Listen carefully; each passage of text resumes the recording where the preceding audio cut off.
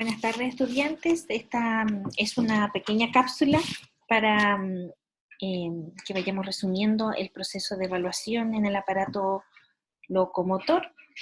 Voy a compartirles la pantalla para que veamos una presentación de forma simultánea mientras les voy hablando, ¿ya?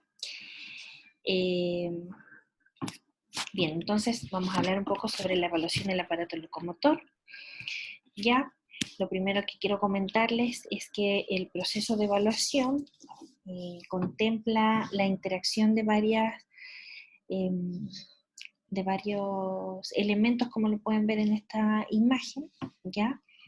El más importante de ello es que nosotros vamos a poner en práctica nuestro razonamiento clínico al evaluar a los pacientes y que al final del proceso de evaluación vamos a establecer un juicio, ya un juicio entre un juicio o razonamiento clínico que va a involucrar, por ejemplo, los conceptos teóricos que manejemos con respecto a la disfunción o al problema clínico que tienen nuestros pacientes, ¿ya?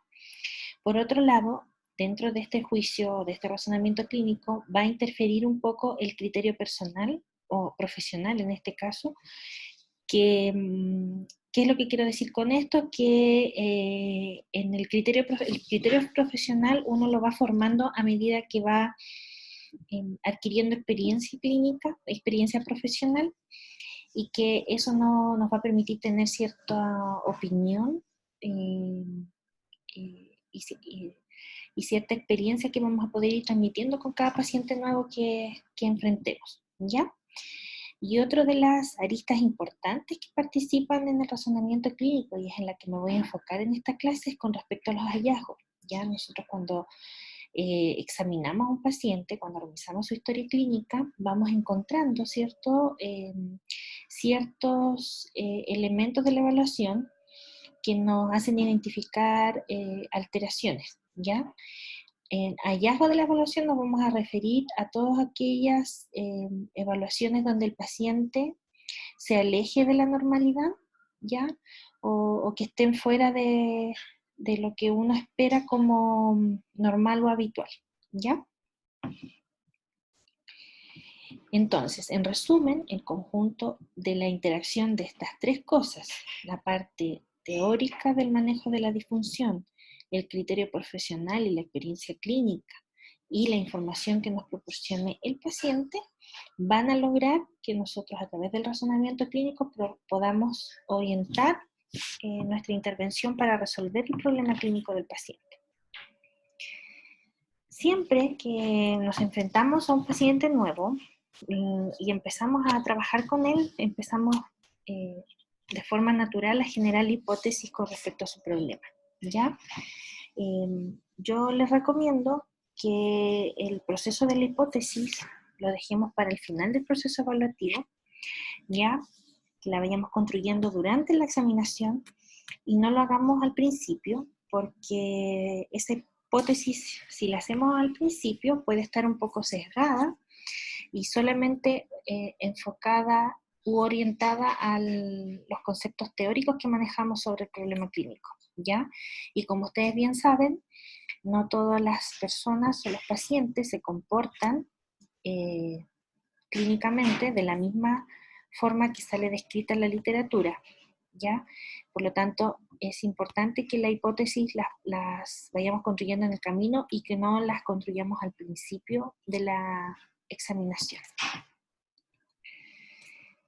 Nuestro proceso evaluativo tiene que estar enfocado, ¿cierto? O uno mientras examina al paciente tiene que estar pensando, entre otras cosas, que debemos descubrir la causa o el origen de sus problemas, ¿ya? Porque finalmente cuando nuestra intervención esté enfocada a trabajar, ¿cierto? O a eliminar esa causa, origen de los problemas, vamos a tener mejores resultados clínicos, nuestra terapia va a ser más efectiva, ¿ya? Con respecto a las causas u origen de los problemas, tenemos dos clasificaciones o dos subclasificaciones que son los problemas clínicos que tienen una base estructural, ¿ya? Que son aquellos pacientes donde nosotros, que están, por ejemplo, ya en espera de alguna corrección quirúrgica, o que son pacientes que nosotros vamos a tener que derivar a especialidades médicas para poder ver si es que ese trabajo multidisciplinario nos ayuda a eliminar la causa de los problemas del paciente. Pero también tienen que pensar que hay pacientes con daños estructurales irreversibles, ya donde nuestro tratamiento va a estar enfocado a mejorar la calidad de vida, evitar el progreso de la enfermedad, etc. ¿Ya?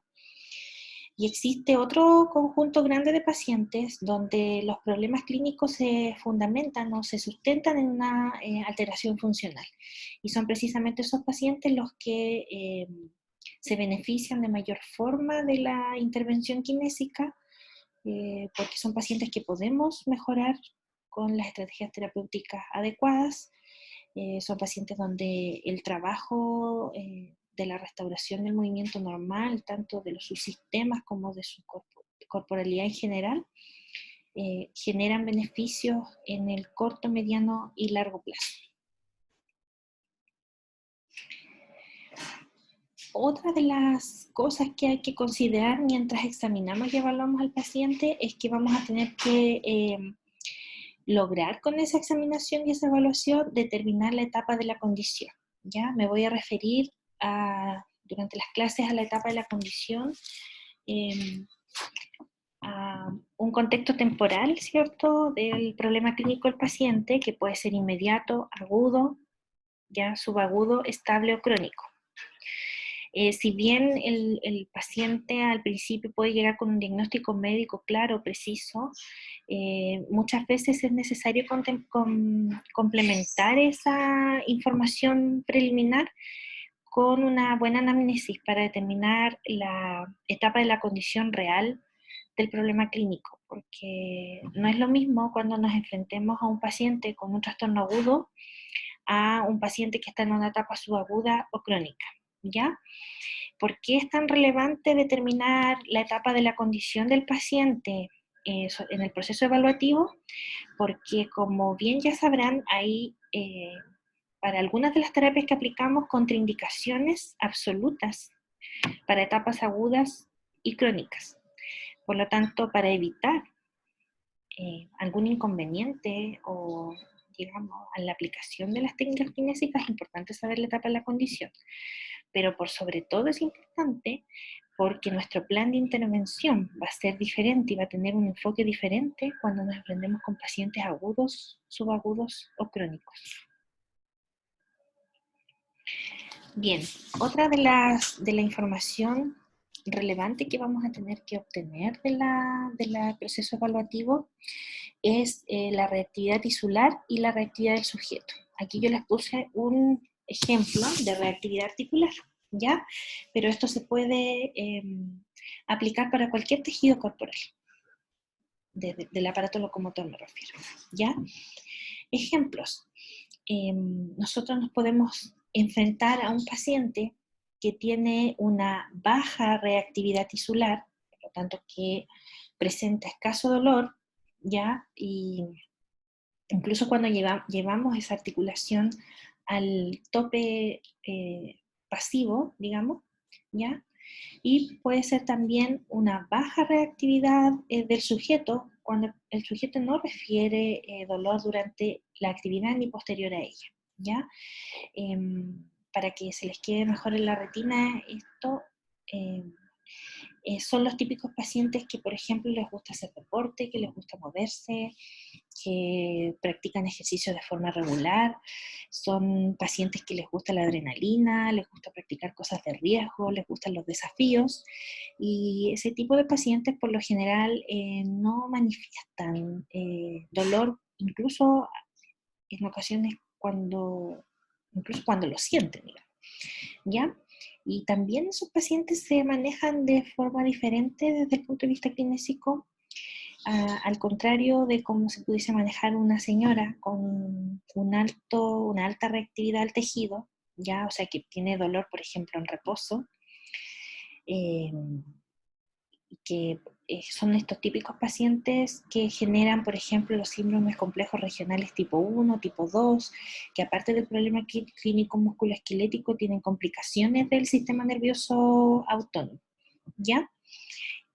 y que por lo general se acompañan de reactividades altas del sujeto, donde el sujeto refiere dolor en reposo y mucha incapacidad funcional. Bien.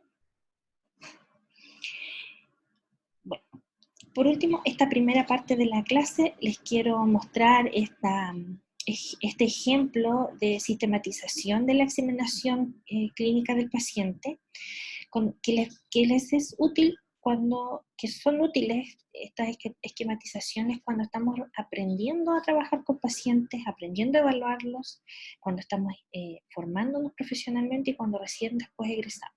En el paso de los años, lo más probable es que ustedes se den cuenta que no van a seguir un orden cronológico de las evaluaciones, sino que van a ser evaluaciones simultáneas y que van a cada vez seleccionar de mejor forma las evaluaciones que son requisitos importantes para evaluar a sus pacientes.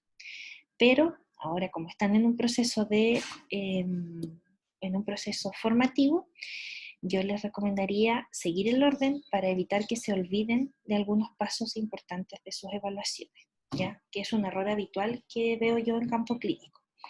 Vamos a partir con la observación inicial del paciente. Esta observación inicial es desde el primer minuto en que usted toma contacto con el paciente hasta que el paciente se va de la consulta o del lugar de examinación. La historia clínica, la evaluación del dolor, por supuesto, inspección postural, palpación, rango activo, rango pasivo, tensión muscular selectiva, longitud muscular, fuerza muscular, pruebas especiales, análisis de movimiento. Cuando veamos este punto les voy a explicar bien que no solamente considera la evaluación de la marcha, sino que hay otros puntos importantes del análisis de movimiento que son importantes de repasar. Los test de provocación, los test neurovasculares y las imágenes o exámenes complementarios se los dejo para la última parte de la evaluación para que precisamente no se sesguen por el informe radiológico.